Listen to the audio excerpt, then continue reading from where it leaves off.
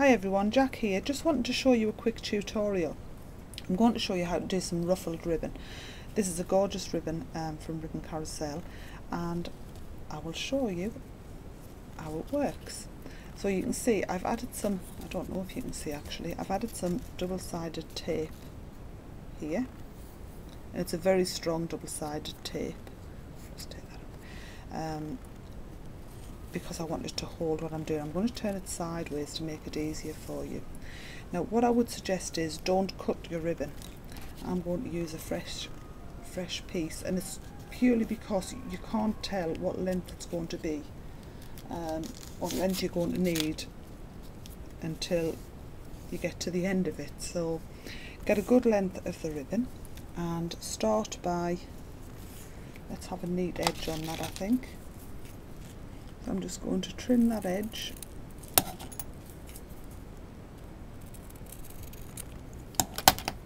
So that it's quite neat.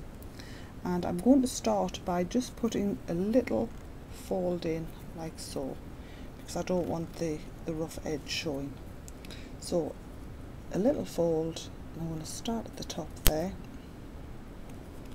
And there's the first piece down. So you can see that's got nice hold there. And we're going to wiggle it from side to side. So there's one down, stuck there. I'm then going to pleat that up slightly and lay it down again. Pleat it up slightly and down again. So I'm literally going from side to side and working my way down that taped edge. And it's nice because it adds a little bit of contrast to your card, a little bit of dimension. I'm working all the way down like so.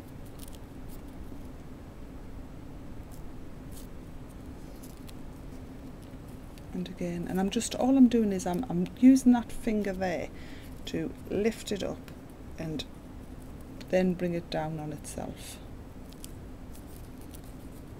and to the bottom like so. So when I turn that round, I'll show you that, you can see it's nicely ruffled up and it adds some dimension. When you get to the bottom, you've got two choices. You can either cut it right at the edge of the card, or you can leave a little hangover which you can tuck around the back. I'm going to leave a hangover because I don't really like frayed edges. So you can see I've left a hangover. Turn that over. I'll add a little bit more tape to the back, and then take that over and stick it down. So there we have it. I'll just try and zoom out slightly so you can see it. There we go. From there I would add that to my card. So I'll add some more double-sided tape on the back, and I've got a card already laid up for it. If you're wondering what I'm using, it's a big ATG Scotch gun. It's fabulous. It's so tacky. I believe they do smaller versions of these now for the Scotch, for the crafters, but I've had this one for a good while, and it works for me, so there we go.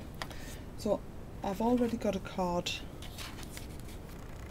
which I've just matted and laid with the same colour edging as what's on my card, and I'm going to place the card on the image on top of that with the ruffled ribbon and centralise it like so. And then the other thing that we can do, apart from the ruffled edge, is we can make a bow. I make my bows with my fingers. I know a lot of people like the bow maker, which is fabulous, but I'm so used to making mine with my fingers, I'll do it that way. Made a little bow like that, and I've left the ends quite long. Now what I'm going to do, let me just move the camera up so you can actually see what I'm going to do. I'm going to place it on the card at the top here. I'm just going to add a little bit more glue up there, and I'm going to stick that down like so. Now for the loops, for the ends of the ribbon, what's quite fun is if you ripple them along as well. So just a little bit of stick,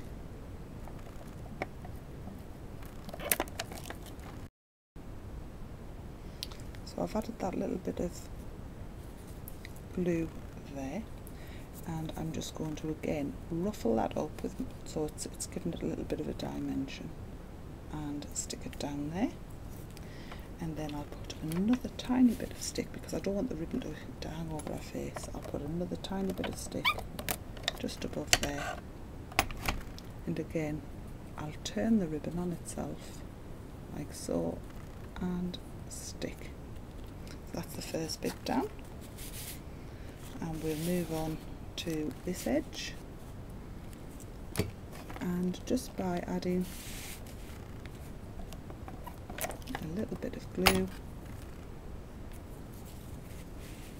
down so you can see, adding a little bit of glue which I've got just there, again ruffling it up, sticking it once and adding one more piece of glue just there, and again that's where the sticky is. I'm going to ruffle that up and stick that there. From there I would snip the edges off,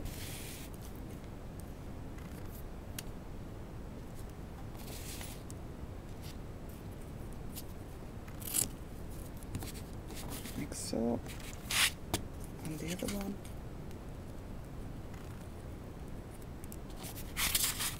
and around.